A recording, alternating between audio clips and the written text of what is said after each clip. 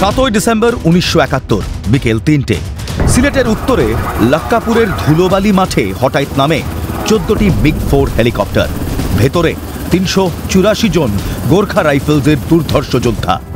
চারদিকে পাকিস্তানি 202 আডিনা ব্রিগেডের এমএমজির আগুনের ঝড়। এটি ছিল ভারতীয় সেনার ইতিহাসের সবচেয়ে ঝুঁকিপূর্ণ হেলিবর্ন অপারেশন। একাকী আকাশপথে শত্রুর হৃৎপিণ্ডে আঘাত। Lieutenant colonel HS. সান্ধুর নেতৃত্বে 4x5 Gorkha rifles Charlie company প্রথমে ল্যান্ড করে। তৎক্ষণাৎ 2 জওয়ান শহীদ। ব্রাভো আলফা ডেল্টা কোম্পানির পর নামে এরপর। পাকিস্তানিরা ভেবেছিল হালকা ডিকয়, কিন্তু এই 384 জন যোদ্ধা একা লড়াই করে 9 দিন ধরে শত্রুকে আটকে রাখে।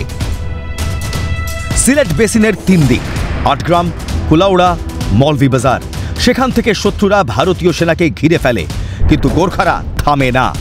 খাদিমনগরে পাকিস্তানি কনভয় ধ্বংস করে 20টি গাড়ি পুড়িয়ে দেয় ভারতীয় সেনা। 8 ডিসেম্বর ভোরে আসে 9 গার্ডসের রিইনফোর্সমেন্ট আর 300 মুক্তিযোদ্ধা। গোর্খারা রেল ব্রিজে অ্যাম্বুশ করে পাকিস্তানিদের ধ্বংস করে দেয়। ইন্ডিয়ান এয়ারফোর্সের হান্টার জেটগুলো আকাশ থেকে বোমা বর্ষণ করে, কিন্তু গোর্খাদের খুকরিচার ছাড়া কিচ্ছু থামেনি।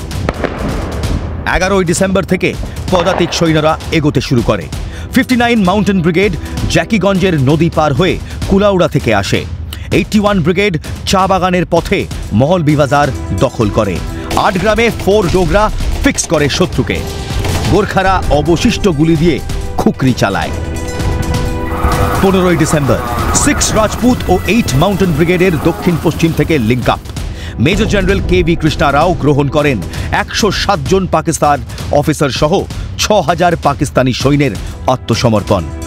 9 দিনের যুদ্ধে ভারতের মাত্র 100 ক্যাজুয়ালিটি আর পাকিস্তানের 1500-এর ওপর। সিলেটের যুদ্ধ শুধু সামরিক বিজয় নয়, এটা ছিল আধুনিক যুদ্ধে হেলিবোর্ন অপারেশনের টেক্সটবুক উদাহরণ।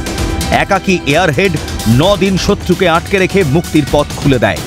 গোর্খাদের খুকরি আর ভারতীয় বিমান বাহিনীর সাহসিকতা, এটাই ছিল বাংলাদেশের মুক্তির মূল শক্তি। ক্যালকাটা নিউজ।